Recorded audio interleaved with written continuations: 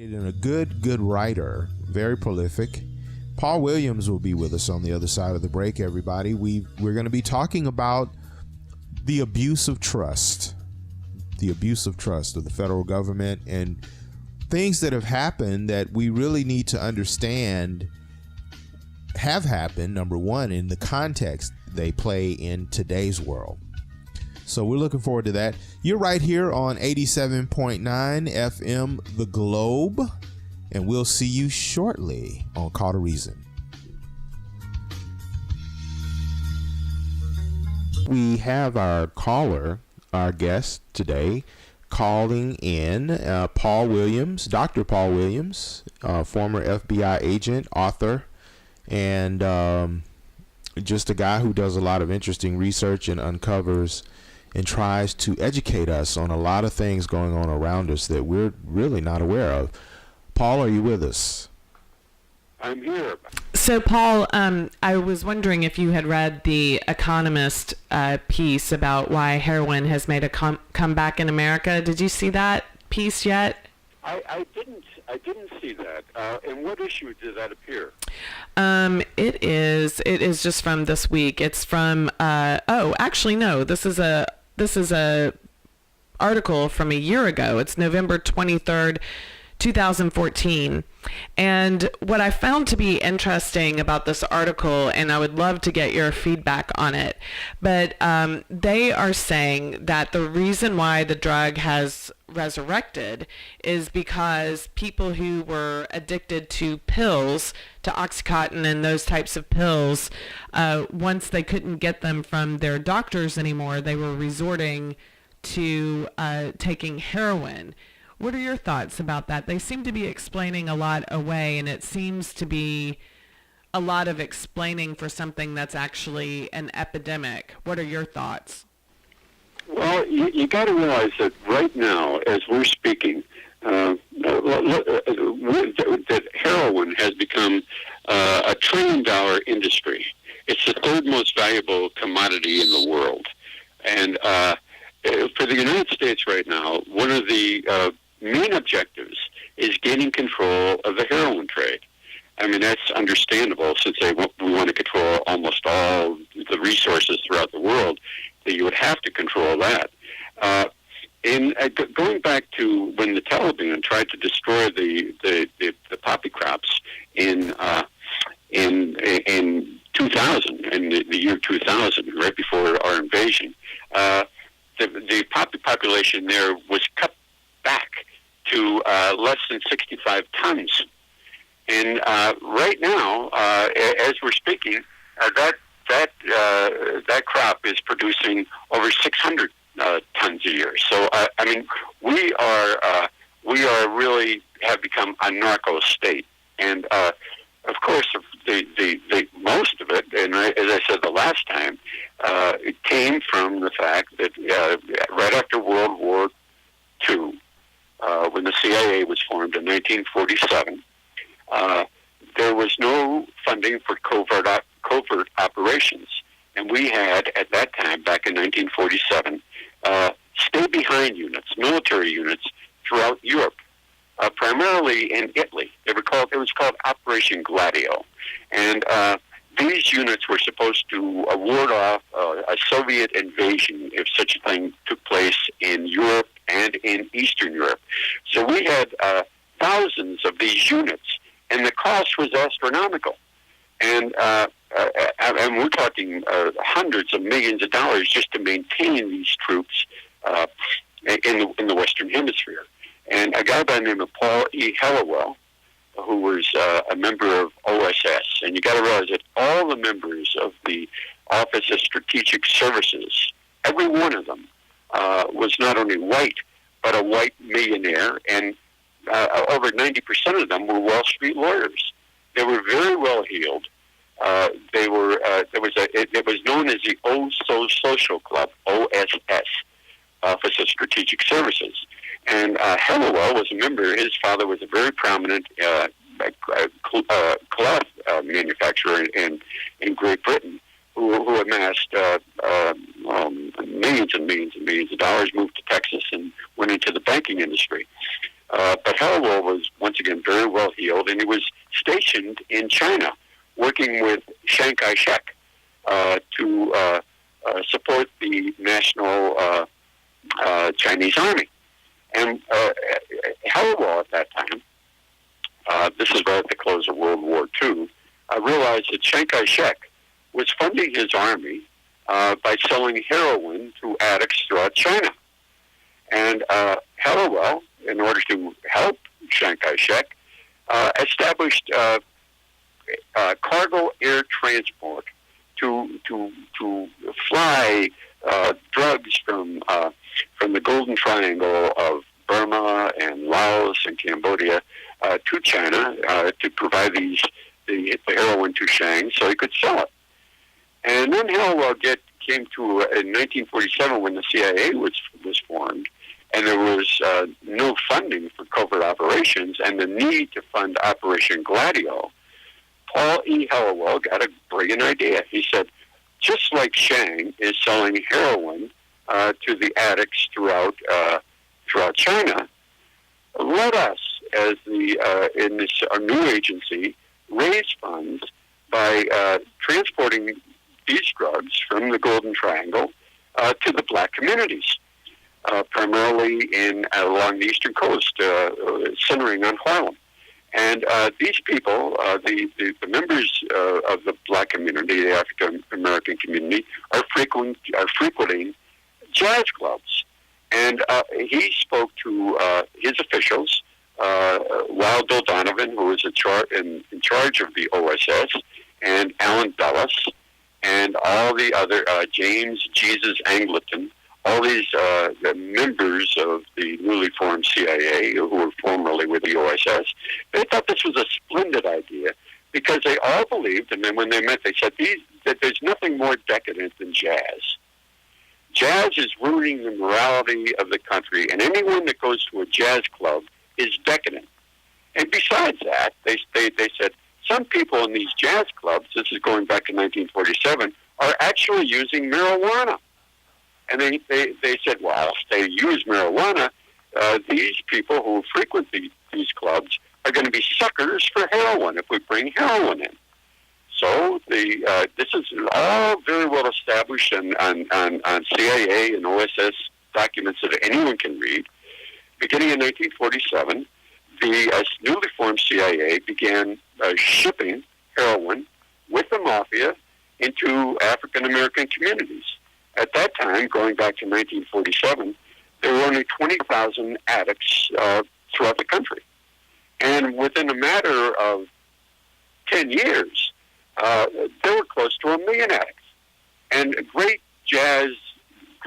people like Billie Holiday and Fats Navarro and Charlie Parker, of course, all became hopeless junkies. That operation, it continues. Hallowell and Company, in their documents, they said that, this will never spread to the white communities. This will be confined to the African American ghettos, because because the white people don't feel disenfranchised. They're very well off. They're very well heeled, and we don't think they'll ever fall for heroin. Of course, they were dead wrong. But the whole thing began with this group of the old social club who ran the OSS and run the CIA, who now run the Council on Foreign Relations, believed that they could fund covert operations, and they were right, by the drug trade, and that's still going on. So drugs right now are coming into the United States, and I challenge anyone to dispute this fact. They're coming in military cargo planes. Coming into the Andrews Air Force Base, and from the Andrews Air Force Base, the drugs are being shipped to Chicago and Patterson, New Jersey. So let's pause right here for a moment. I'd like to bring us to present day based on that information that you just gave us. So according to this Economist article from last year, the poppy cultivation in Mexico has grown threefold. And heroin now is as cheap as it's ever been. what is going on in the modern day that people once again are getting addicted to heroin? You know, obviously with the marijuana being homegrown now, that market between us and Mexico is probably closing a little. What is going on with the increase in poppy growth in Mexico, and are these profits still today being used for the same thing it was used back in the day in the history that you just gave us? It is such a problem that in 2008, when we had when we had that economic crisis, the recession, which is really a depression, the only liquid financial assets that the banks could obtain came from the heroin trade. That was the only liquid asset that kept this country alive. So the United States of America, right now in 2015, is a narco-state. Nobody can stress the importance of heroin to our national economy. People realize that, began to realize that even going back into the late 1950s and the 1960s. That was the reason for Vietnam. You know, I mean, when the Viet Cong started to interrupt the flow of drugs from the Golden Triangle, we immediately went in there. And it's the same thing with the Taliban. And in the year 2000, when they started cutting back and destroying the heroin fields, the poppy fields, we went in there. The justification, I don't know if 9/11 was a false flag attack. I don't know, but we have a history of false flag attacks. But in any case, that it was unprovoked. I mean, the Taliban did absolutely nothing against us. We sent our troops over there with instructions that they were not to interfere with the poppy production and the poppy cultivation.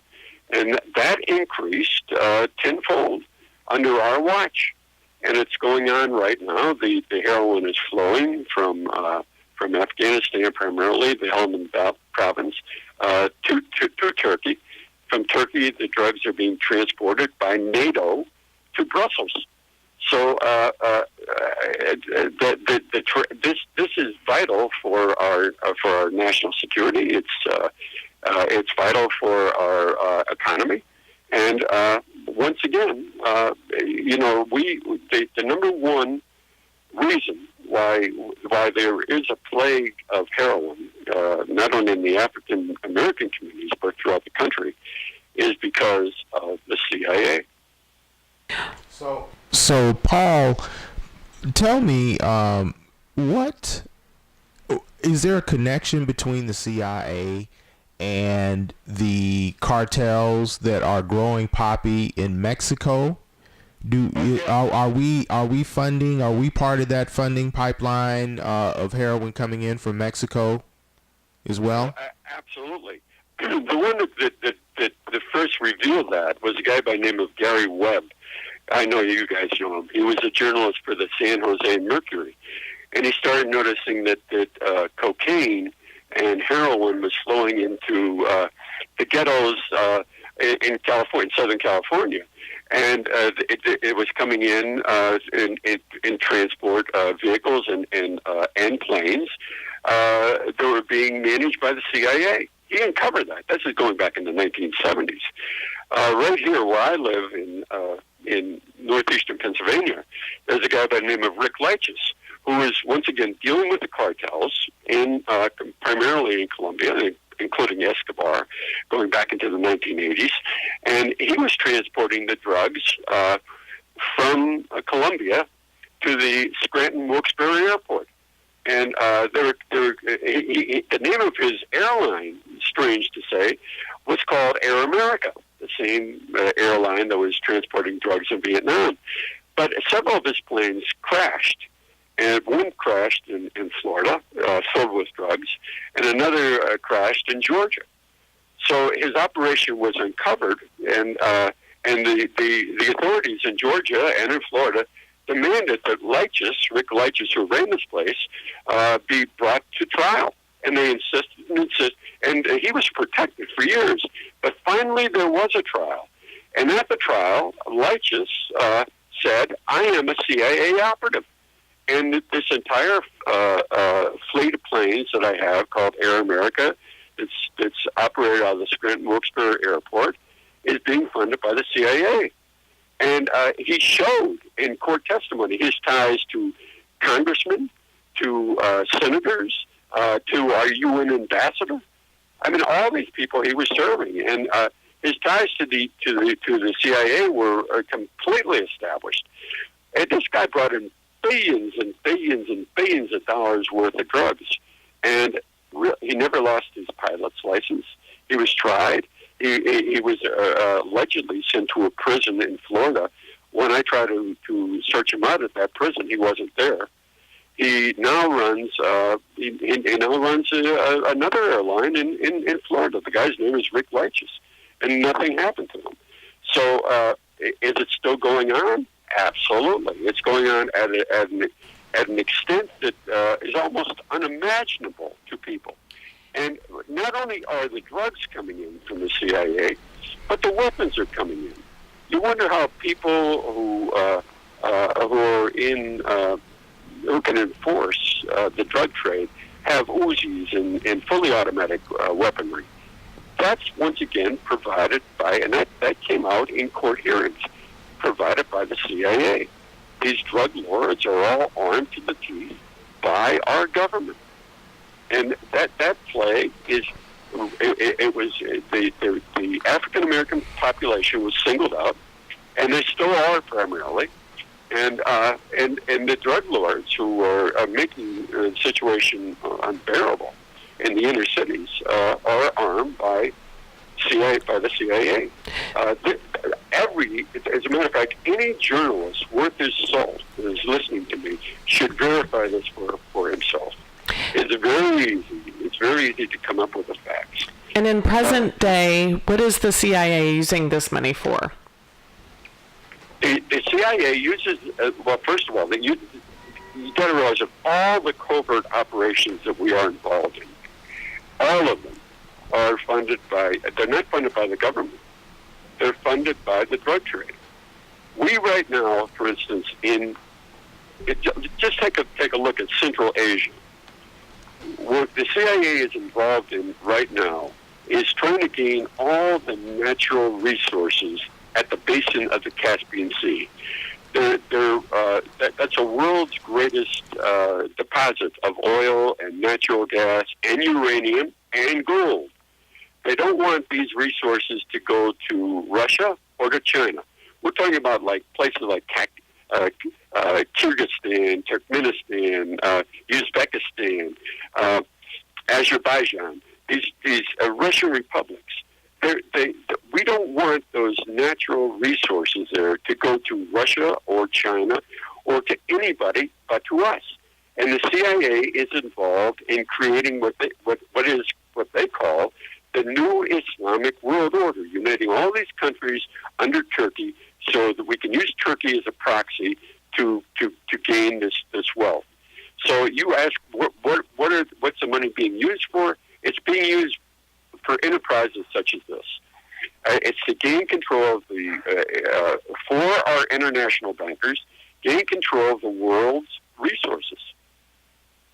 And we have covert operations in almost every country throughout the world, primarily in Africa right now, too. I mean, look what we're doing right there, once again, to control all the resources right there so that these resources will not fall into the hands of our so-called enemies. So when you talk about that's just so pervasive. Everything you just said is just extremely pervasive. And how do we balance that with, is there really a need for our involvement the way we are? Could we have not done the CIA some other kind of way? And what does this say about the abuse of trust? Because, as part of our relationship with the Urban News Service, Call to Reason and these Urban News Service reports we stand on the 5 pillars that they present, and one of them is the abuse of trust. And it seems to me, Paul, this has been an amazingly egregious abuse of trust. Is there anything we can do about it? Well, you got to realize, and that's a good question, because let's go back to the Gulf of Tonkin when we realized, that the CIA needed the drugs for their covert operations.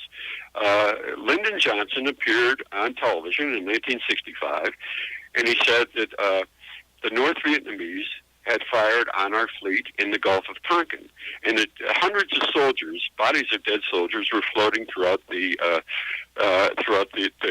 Tonkin Bay. That never happened. They never fired on our troops. There were no dead sailors. It had all been manufactured. It was all a lie. Then we hear in 1990, George H.W. Bush saying that, we have to start the Persian Gulf War because Saddam Hussein is going into Kuwait, and he's removing the incubators from babies, and he's throwing their bodies on the floors of the hospitals. And there are hundreds of dead babies in Kuwait. This guy is worse than Adolf Hitler. I don't know if you remember this broadcast. Never happened. It was a lie. Then we have Bill Clinton talking about Kosovo, saying that the Serbs, the Christians, are killing all these ethnic Albanians and at Rasak and different places throughout the Balkans, and that we have to go and bomb the hell out of the Serbs and free Kosovo. So we bombed the hell out of them. We became allies with Al Qaeda in the effort, but it never happened.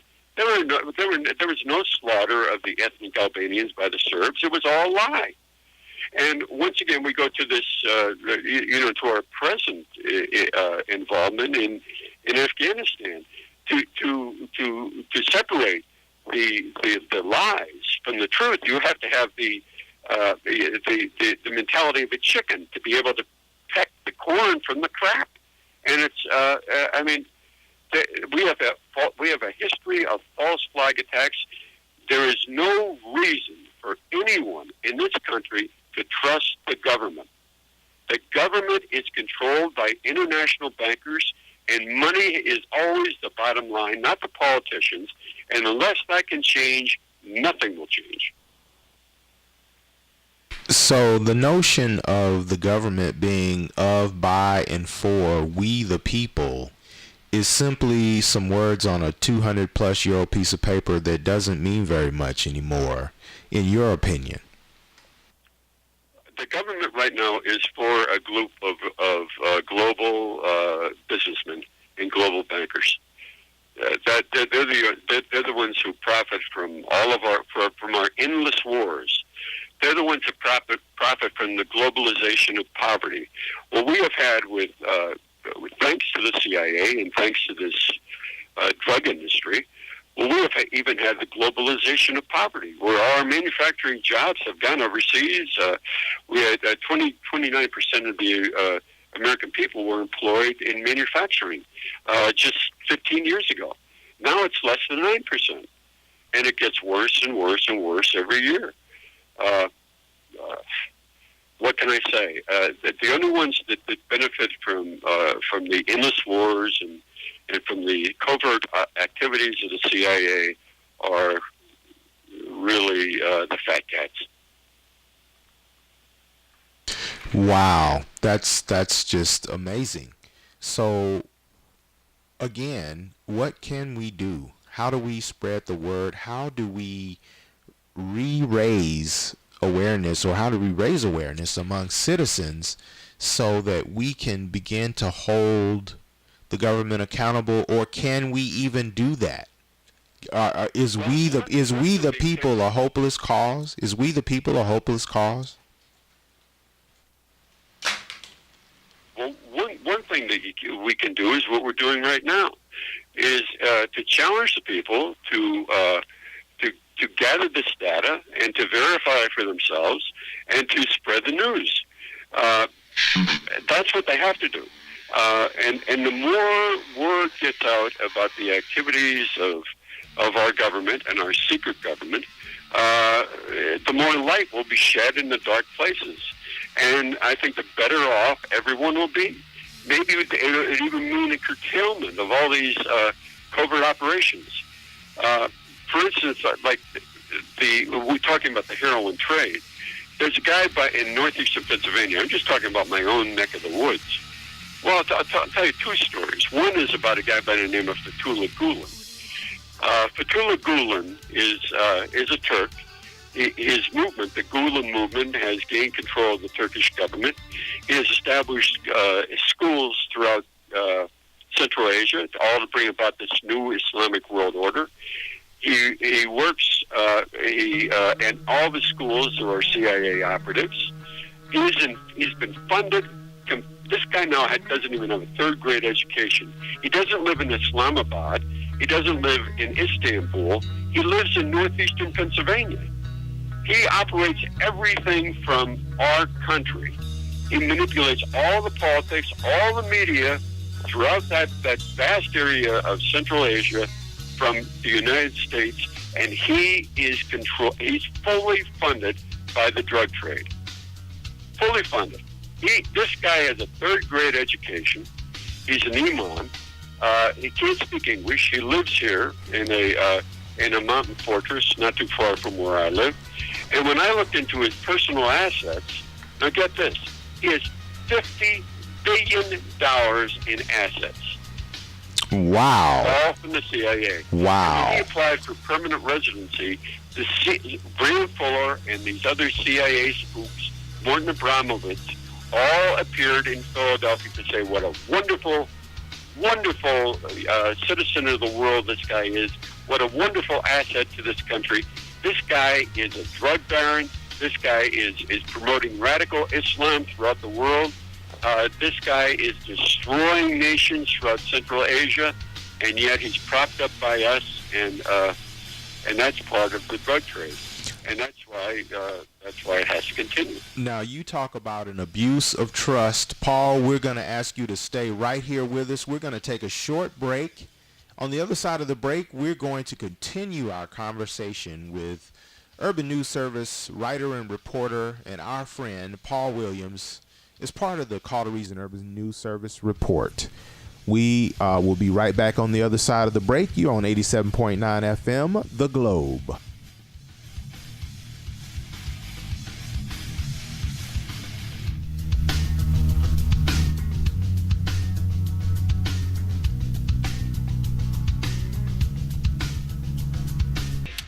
So we left off with the increase of farming the poppy fields. It's been increased by threefold in Mexico. We've been discussing a lot about what's happening with the current day situation with the heroin addiction becoming a huge problem in our country again. Several people addicted. The Economist magazine wrote an article about it a year ago, pinning the blame on people being addicted to OxyContin, and whenever their doctors weren't prescribing it anymore, they were turning to getting the opiate illegally through heroin. What do you say to that conclusion? Well, I can't. I don't think it's primarily I don't even think even secondarily the blame can be placed on doctors or unfortunately, I like to blame a lot on them, but I don't think you can. The fact is the heroin is being brought in once again by the CIA in tandem with the Albanian and the Italian mafias. But that's the source of it. The source is not from, and I mean you always have to deal with the head of the snake, and that's the head of the snake. Unless you can deal with that problem, the problem of heroin is not going to go away. As a matter of fact, it's very interesting right now in our time of incredible surveillance, where you can pinpoint anything on the face of the earth through satellite. Where there's an exchange of information that couldn't even be imagined by my father or my mother. You got to realize that in this day that we're living of technology, of electronics, of electronic surveillance, drugs are flowing into this country at a rate that that's almost unfathomable. Surely, the country could prevent that, but nothing is being done. The drugs keep flowing in, not only across our southern border, but into international airports. And I mean, everybody's very, very much aware of it. Everybody's very much aware of how to stop it. But guess what? No measures are really have really been adopted, and they will not be adopted because once again, our economy and especially our intelligence agencies, centered according to them, and the African American community is not going to be abated. It's not going to go away. The problem is, once again, not the doctors. The problem is the secret government, the government that acts behind the scenes, that everybody is aware of. But nobody does anything about it. One of the elected officials, but unless you really address that, nothing is going to be done. One of the disturbing things that I've read in some of the more recent articles coming out in July was that heroin use by women is up 60%, and it's women and middle class users who are getting hooked on it with a income of at least $50,000 a year. And according to this USA Today Today reporter, that doctors in emergency rooms say that predicting who's going to be a heroin user or not is becoming just as impossible as predicting who is going to be a diabetic or not when they come into the emergency room. What is factoring in, considering, what you've had to say about us, about where the problem is stemming from, what do you have to say about, and maybe you can give us a better insight as to why it's women and middle class people who are getting addicted as opposed to the African American, or in addition to African American communities, as we've been talking about? Well, you got to realize that in the inner cities of right now, heroin is very cheap. There's such an abundance of heroin that you can get a hit for as little as $5. It's very accessible. You can get it anywhere.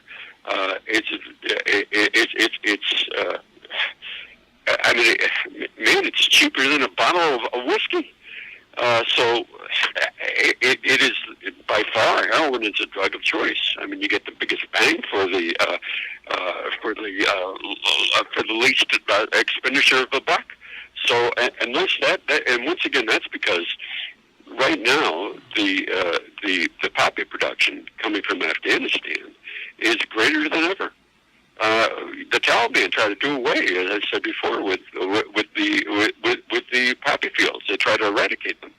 We went in there, and quite to the converse, what we did was protect the poppy fields and to increase cultivation and to transport the goods to Turkey, and from Turkey to Brussels, and from Brussels on U.S. military planes to the United States. So look at the reason that you're seeing such a growth among women, and especially with is the fact that it's so bloody inexpensive and so nefarious, and it's encouraged. It's encouraged, and it has become probably in many inner cities the most lucrative form of business.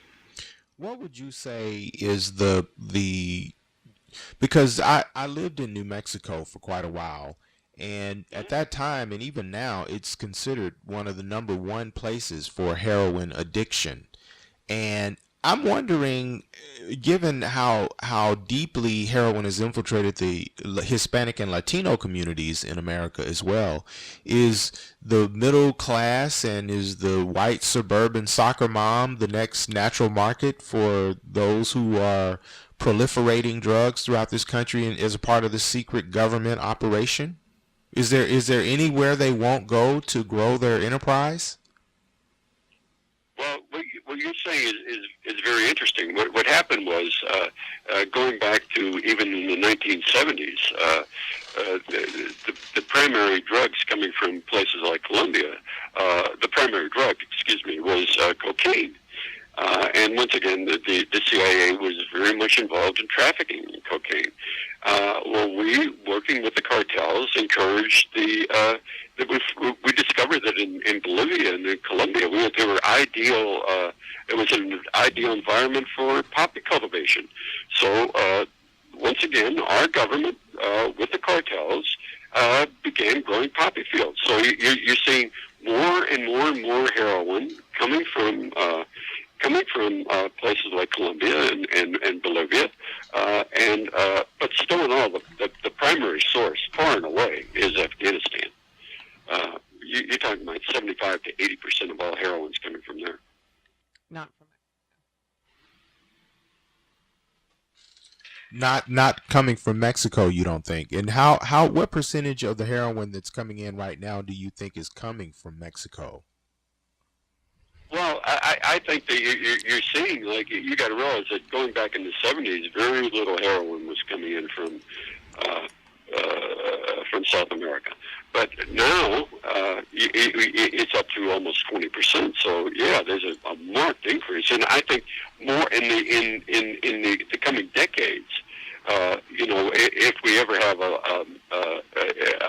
if we are ever driven out of Afghanistan, like we've been driven out of Vietnam, if we're driven out of there again by the Taliban, then there's an alternative market. I mean, these guys are not stupid. They immediately when something happened in Vietnam, they cultivated the fields in Afghanistan in that area.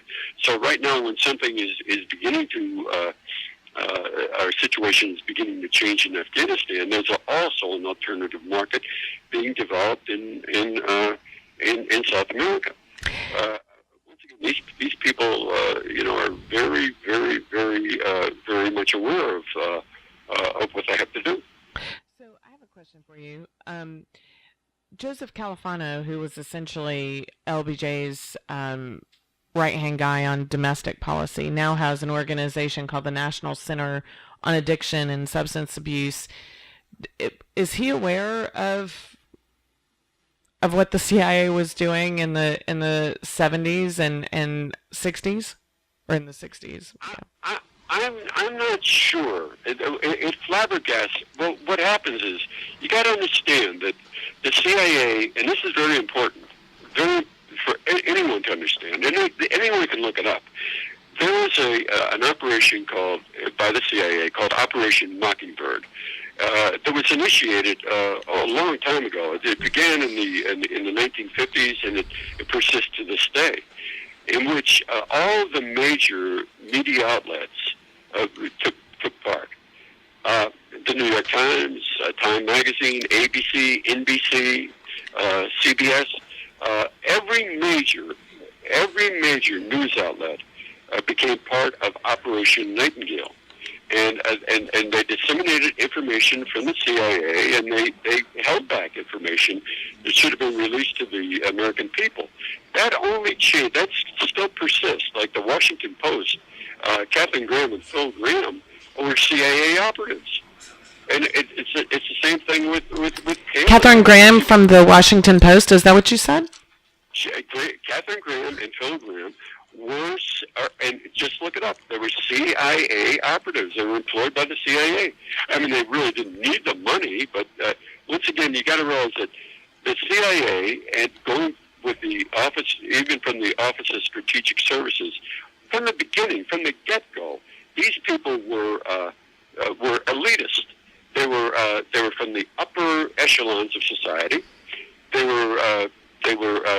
had silver spoons in their mouths, and they belonged to a very, very, very small circle of people who were movers and shakers. They were the wealthy. They were the well-heeled. They were the blue bloods. All of them, every one of them. And Katharine Graham was part of that. And the Dulleses were part of that. And you just go, one DuPonts, the Morgans, the Carnegies, they were all part of this, and they were all involved. And Califano's law firm was the law firm for the Washington Post. Yeah, but the Washington Post was a vehicle of the CIA. It still is. That hasn't changed. So you're talking about how do people get information about this? The only reason that this information is available now is because it's people like Gary Webb and people like Dr. Alfred McCoy and people like Peter Dale Scott from the University of Wisconsin, who use the Freedom of Information Act to get documents from the CIA and from the OSS. And from these documents, they were able to realize what has been really transpiring in our country during the last few decades, as primarily regarding drugs and primarily regarding covert operations and nefarious activities of the secret government. But all of that came to light because of the Freedom of Information Act and the Internet. Without these two assets, people would still be in the dark.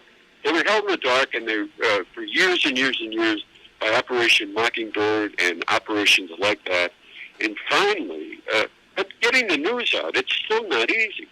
You got to realize that almost everything in the country is controlled by the Council on Foreign Relations, which is a very, very every Secretary of State in my lifetime has been a member of that. Almost every Secretary of Defense, almost every president has been affiliated with the Council on Foreign Relations. They dictate foreign policy, they dictate everything, and they dictate the media. I used to appear on Fox News, for instance, all the time, when I was writing about radical Islam, until I realized that radical Islam was really created by the CIA. Once I made that revelation and started to speak about that, guess what? My access to Fox News and places like that immediately stopped. So those doors were closed. I'm reading a blog post that was on Huffington Post Politics by Norman Solomon, and it's titled "Why Washington Post's New Ties to the CIA Are So Ominous." And what is very interesting is that they were tipped off that the Washington Post refuses to face up to conflict of interest involving Jeff Bezos, who of course is Amazon's CEO and main stakeholder, who also now owns the Washington Post. And the Post is supposed to expose CIA secrets, but Amazon is under contract to keep them. Amazon has a new $600 million cloud computing deal with the CIA. Now, this article is from January of 2014, but that kind of adds evidence to what you've been talking about. It's precisely what you just said. And there's more and more evidence. And so, as you say, if you don't believe me, look it up for yourself. Well, apparently this guy did a year and a half ago and found out exactly what you just said. So we know, and we hope our listeners are getting, that this is real stuff, folks. There's a secret government that impacts our lives every day, and it is part of the matrix that's got us stuck and running around like chickens with our heads chopped off, being distracted with things that mean nothing, while things that are directly and dramatically affecting our lives go on every single day. Would you agree with that, Dr. Williams? Oh yeah, absolutely. If you just look into the forces behind the government, it's all a small elite, and they dictate everything. I mean, it sounds almost, but no, everyone realizes, Karl Marx realized, Jesus realized, that the bottom line, the bottom line for everything is money. Once you realize that and start following the money trail, you will come up with the culprits every single time. And this, when you follow the money trail from the heroin trade, you'll be led to the people who are members of the foreign relations, to global bankers, to people who really are the ones who determine the course of events. And unless people are aware that they're being manipulated, unless people, especially in the African American communities, become aware of where these drugs are coming from, and what's being done to them, how they're being manipulated, unless they become aware of that, then there's little hope. That's why programs like this are important. I mean, we can at least disseminate the information.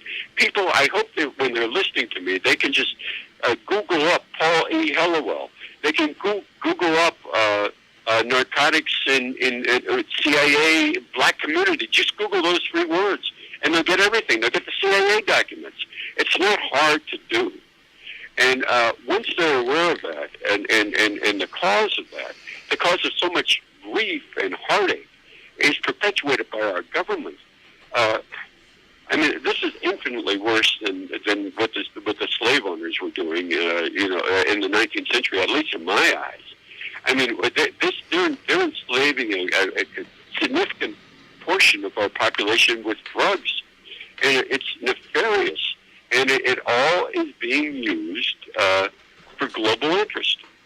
So basically, that are perpetuated by covert operations. So basically, stop that. So basically, Paul, we have a situation where we've got half the community locked up and the other half strung out on heroin. Mm-hmm. And that's essentially in the urban communities where the abuse of trust, so between the prison industrial complex and the drug trade, the narco-state, does the black community, I mean, where do we catch a break? Where does urban America catch a break? Well, you see, the problem is that they realize this is what is so nefarious about it. They got a segment of the population that's very vulnerable. That, first of all, has been disenfranchised. That has, that for generations and generations have been held back in any type of advancement, academic, vocational, professional, all held back. People who are increasingly desperate, and guess what? You expose them to drugs, and you get them hooked, and you impose a new type of slavery that's infinitely even worse than the old type of slavery. And it's something that, once again, that unless we can expose, primarily for the African American leaders, I don't see much hope, because certainly people like the people at the Washington Post and the people at Fox News and these people are not going to cry. Right, they're not going to do anything, and obviously the ability for the free press to help share reality and actual information that can help us realize what's being done to us so we can do something about it is not going to come from them. So we will stay committed here at Call to Reason to provide this kind of information for folks, and we will challenge our listeners right now to Google all these things that Paul has been talking about, because it's there, and share these articles on our Facebook page and in the group with us so we can continue this dialogue on a regular basis. Paul, can we count on you to come back to us whenever we need you, brother? I'm going to be lost here for a while. I'm going to be teaching in Tampa for the next few weeks, but get in contact. You know how to get in contact. I'm always available, and I want to reach your audience. So what you guys are doing is vitally important, and I embrace you and I hug you. I send you much love. So before you go, I just wanted to let you know that based on our conversation the last time, I went and ordered on Netflix the Jeremy Renner movie about the story about the reporter who eventually Jerry Webb. yes, about Jerry Webb. Yeah. I did. Have you seen that film? I did. Gary Webb, I dealt with him when I was we were journalists in the same era, and he was a great colleague, and I have he's a martyr. He died for this. When they found his body, they said he died of suicide, and there were two. He was shot in the brain twice. So you figured out that was ruled a suicide. Yeah. But Gary Webb, what he did with the San Jose Mercury and in that day, and of course he was completely discredited later by the mainline media, who destroyed him. But yeah, I saw that movie. Do you think the movie did him justice? You should watch it because it's accurate. Oh, so you think the movie? Yeah. The movie made me very sad. Yeah. So Paul, we're gonna wrap up this interview. As sad as we are to see you go today, we've got a couple of other little housekeeping things to take care of with our listeners. But we really enjoyed having you once again, and as part of our commitment to keep the abuse of trust front and center, along with you and our family at Urban News Service, we again thank you for being part of the Call to Reason Urban News Service report and for bringing very, very valuable information to the people who need to hear it most. And so we really do thank you again, Paul, for your commitment. God bless you guys. Take care. All right. Once again, ladies and gentlemen, that was Paul Williams, the Urban News Service writer, reporter extraordinaire. He's a former CIA agent who has spent a lot of time uncovering the truth and now is inviting us to look for ourselves. And Beth, we've been looking, and gosh darn it, it's there. Yeah, I was researching the things he was saying as we were on the phone together, and yeah, it's pretty shocking. And I mean, it's the place where I got it from. One of the pieces was from Huffington Post, but they cited legitimate articles. Carl Bernstein is one of the authors, and one of the citations that they use for an article that he did called "The CIA and the Media," and he did this article for Rolling Stone magazine, and it was published in Rolling Stone October 20th, 1977. But he's a Pulitzer Prize winning journalist, and there are, you can look these things up, and what you decide to believe and do with them once you've done that, that's your business. But I think that it's important that we stay informed. It's critical that we stay informed. And once again, ladies and gentlemen, if you didn't know, that was our guest, Paul Williams, from the Urban News Service. And he has written quite a few books that are also equally as amazing. And we're going to have him back, Beth, as part of our Urban News Service Reports series. He's a very critical guest, I'm learning, because we haven't even scratched the surface about some of the other kinds of ways that the CIA funds their covert operations outside of the drug trade. This thing, the abuse of trust, is much deeper than we know. So we'll continue to report that here on Call to Reason and deal with these issues and invite you to take those red pills in every way we can.